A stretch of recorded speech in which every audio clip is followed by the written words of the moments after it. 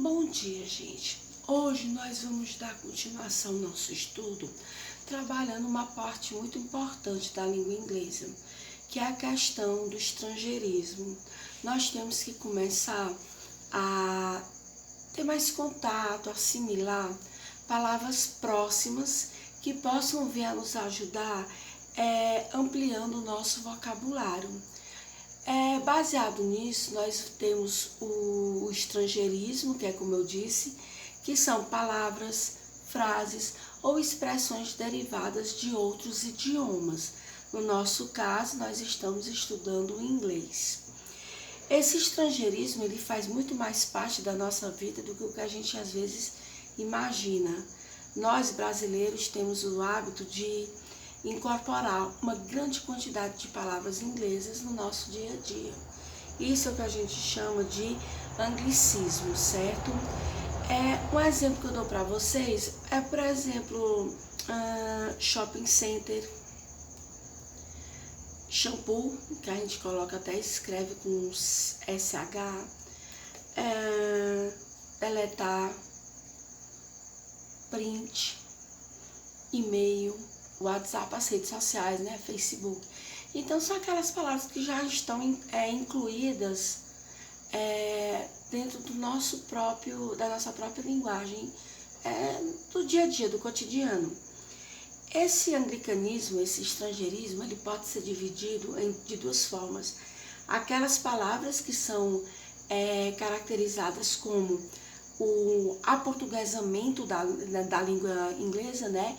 E aquelas que estão sem esse aportuguesamento. O aportuguesamento é quando você pega uma palavra em inglês e adapta ao português. No slide de vocês eu até trabalhei uma palavra muito popular, muito comum de vocês, que é o caso de futebol, né? Que é football, soccer, e aí adaptado para futebol. Um caso de não aportuguesado, show. Ninguém diz que vai para uma apresentação musical, para um concerto musical. A gente tem o hábito de dizer que vamos a um show, vamos brincar de videogame. Então, existem aquelas palavras que são adaptadas e aquelas que não são adaptadas. E é isso que a gente tem que tomar muito cuidado nessa nossa primeira fase do estudo, onde a gente também vai trabalhar a questão de cognatos, os falsos cognatos, não é isso? O que contribui para essa questão de desenvolver, de trabalhar essas palavras inglesas no nosso dia a dia? As mídias digitais, a própria tecnologia, o seu avanço, a questão como é que eu digo, a internet, os computadores, né? A própria televisão. Então, a gente observa que nós estamos rodeados de ferramentas que desenvolvem essas habilidades. Então, isso leva a nossa incorporação, a incorporação da língua inglesa no nosso dia a dia. Isso é muito mais frequente do que o que a gente observa. E é claro que isso tem seus pontos positivos e tem os pontos negativos.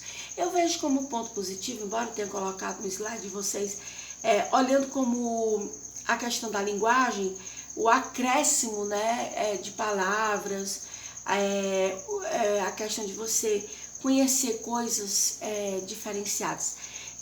Pessoalmente, eu acredito que um dos pontos mais importantes desse estrangeirismo, do anglicismo, é a questão da própria cultura.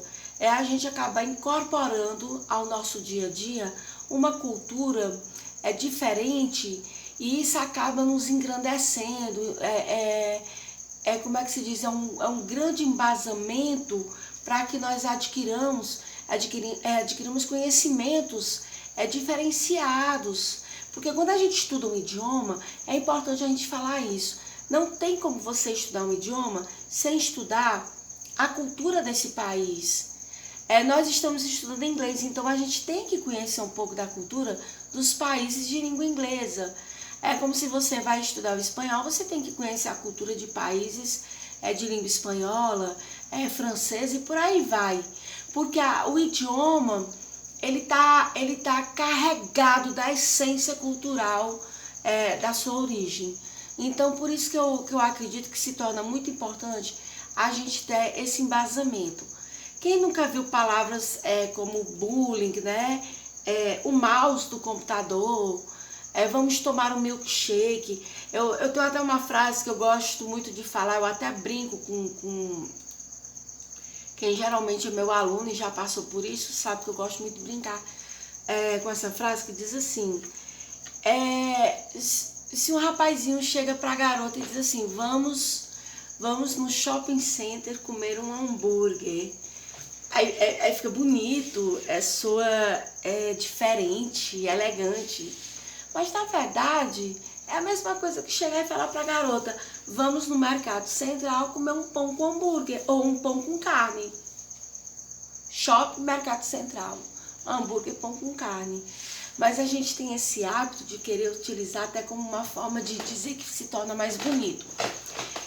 Às vezes, a gente tem que tomar cuidado também com a questão da pronúncia, porque se você não pronunciar corretamente a palavra, você pode passar por constrangimentos. Você pode acabar falando uma palavra que não tem nada a ver dentro do contexto que a gente está trabalhando. Não é isso? E a questão do inglês, nós sabemos que tem dois tipos diferenciados que são como base, que é o inglês dos Estados Unidos e o inglês da Inglaterra, onde existem diferenças em questão de palavras. A gente tem que tomar muito cuidado, eu até coloquei para vocês um vídeo do YouTube que fala sobre isso, que é muito legal, que faz algumas diferenças. Aí você pode até me perguntar, mas professora, me diga uma coisa, o que seria o correto? É utilizar o inglês dos Estados Unidos ou da Inglaterra? Não existe o que é correto e o que não é. Nesses dois sentidos, as duas formas são perfeitamente adequadas e corretas na questão do seu aprendizado. A gente sabe que, por exemplo, ground seria o que? O metrô, né? Na Inglaterra, nos Estados Unidos é o subway. Então, essa é uma questão de diferenças, como no português, o português do Brasil, o português de Portugal, não é isso? Então, a gente tem que ficar muito atento para isso. O idioma, o inglês, ele vem se tornando cada dia mais, como é que se diz, mais importante, é um idioma imprescindível porque ele ganha força dentro do nosso próprio contexto de vivência, não só da comunicação, certo? Sabemos que é uma língua internacional, sabemos também que seria adequado que todos nós tivéssemos uma estrutura, uma base, um bom conhecimento da língua inglesa, mas sabemos que isso não acontece. Vocês estão entrando no ensino médio e vocês vão se deparar, vocês vão observar com o tempo que o inglês, a forma da gente trabalhar, a forma da gente estudar, está bem diferenciada daquela que vocês vinham estudando. Eu acredito até que vocês estão sentindo uma diferença em questões mesmo de atividades, de conteúdo. Mas isso é importante, vocês têm que entender que vocês não estão mais no ensino fundamental. Vocês estão no ensino médio e tudo que a gente for trabalhar aqui é visando duas coisas muito importantes. Claro, o Enem e uma bagagem cultural para vocês.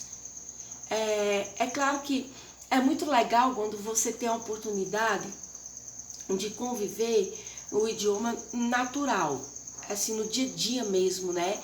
Com nativos, como eu digo.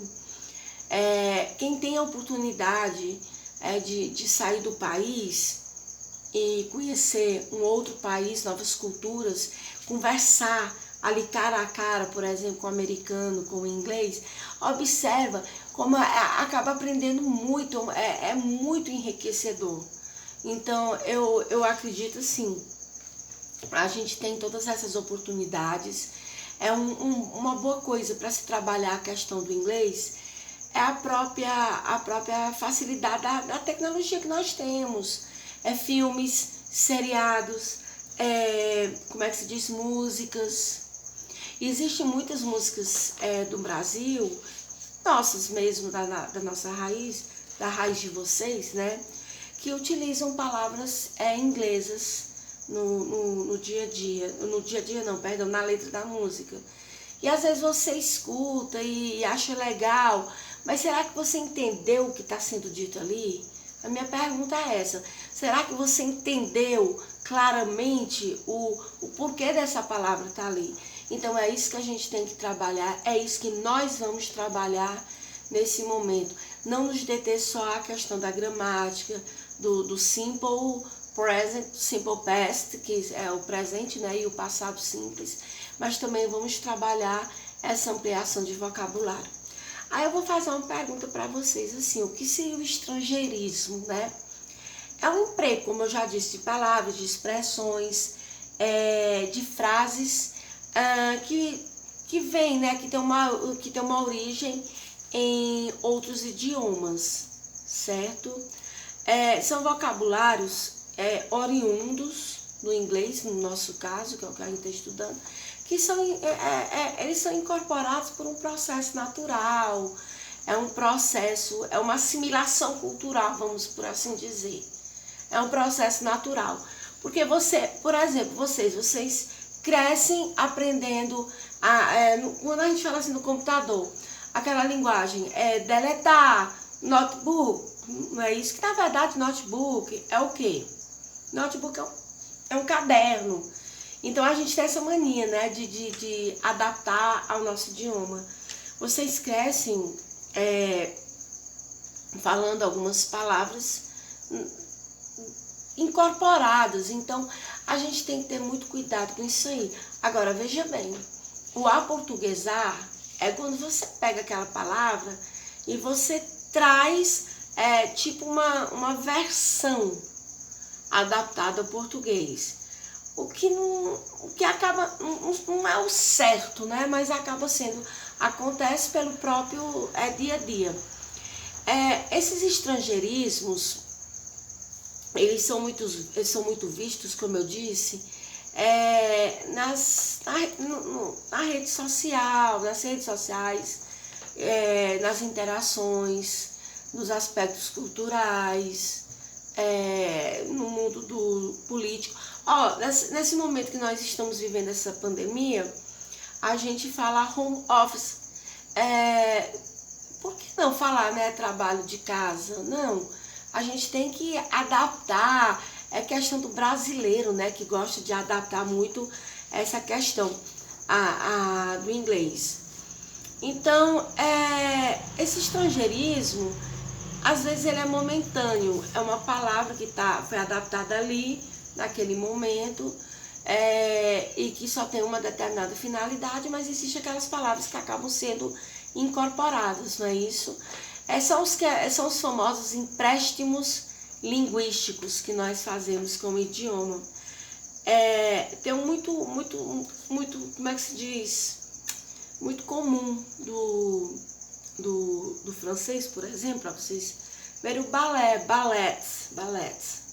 Balé ficou, ali, aí já não é mais uma palavra momentânea, ali é uma adaptação ao português, não é isso? E o inglês, ele tem muitas palavras assim voltadas à questão da tecnologia, backup, hard words, pendrive, check-in, designer, não é isso? Elas pertencem ao mesmo campo semântico, né? Correspondente à língua portuguesa. Isso aí a gente sabe que quando você pega, você traz para o português, mantém esse campo semântico. Aí eu vou fazer uma pergunta assim, será que esse estrangeirismo, ele vem e pode ser abolido da língua portuguesa? Não, ele não é abolido, ele é adaptado.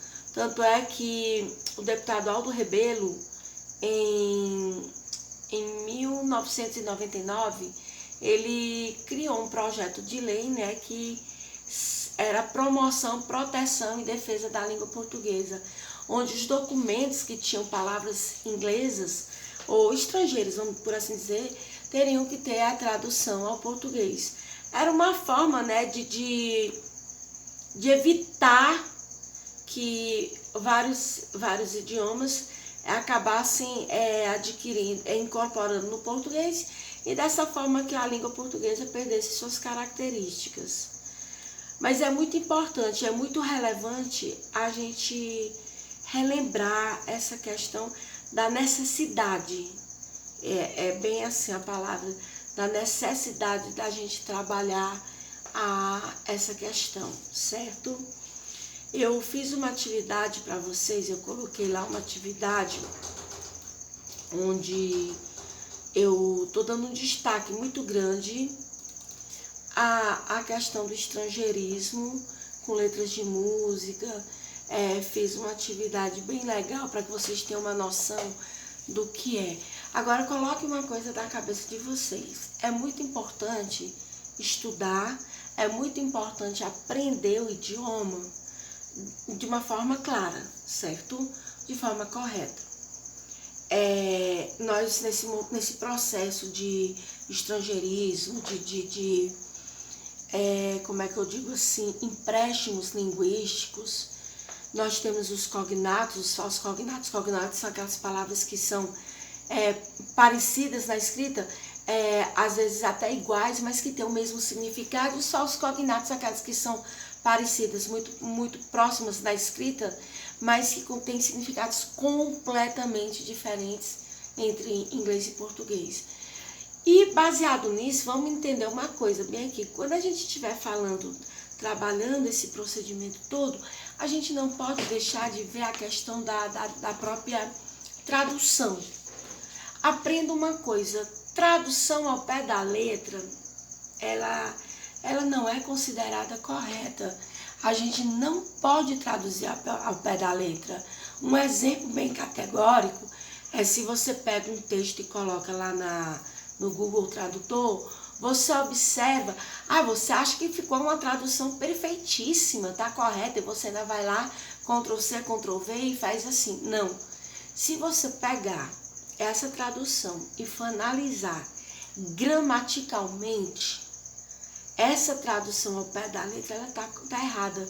Porque quando a gente trabalha um idioma, observem bem uma coisa, quando a gente trabalha um idioma, tem que ficar bem claro uma coisa.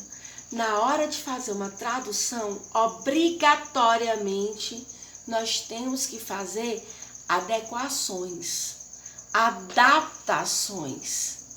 Porque nem sempre uma palavra do português vai se encaixar ou vai ter uma palavra adequada no inglês. Então, é onde entra essa questão da necessidade de saber compreender e ter uma base, né? Eu aconselho vocês, sempre que estiverem fazendo uma atividade de inglês, tenham como acompanhamento, tenham como um amigo inseparável o dicionário. Ele ajuda muito, porque vai acontecer com o inglês o que nós temos no português. De uma palavra, tem uma série de traduções. E aí também na questão como é que se diz, da tradução, se torna necessário, porque você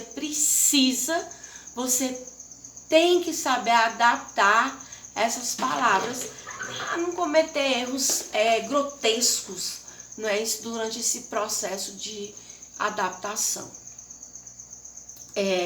Eu também estou trabalhando com vocês um slide, é um slide muito conhecido, eu até digo assim, para ser professor de inglês tem que ter esse slide, ele é muito antigo, já vem de longas datas, e observem bem, ele é muito legal porque ele ensina, são dicas de como você pega uma palavra do português pro inglês com trocas, por exemplo, cidade, idade, você coloca city, o T com Y, né? T com Y, não, o T e o Y. Então, dê uma boa olhada, porque as atividades vinculadas a esse slide serão feitas na próxima aula, certo? Então, olhem as atividades direitinho, façam, e qualquer dúvida, entre em contato comigo pelo nosso grupo de WhatsApp e vamos discutir as atividades, certo, gente? Então, o que eu tinha que explicar hoje, tá aí, é esse contexto. Um bom dia a todos e até a nossa próxima aula. Boa noite, aliás, bom dia. Tchau, gente.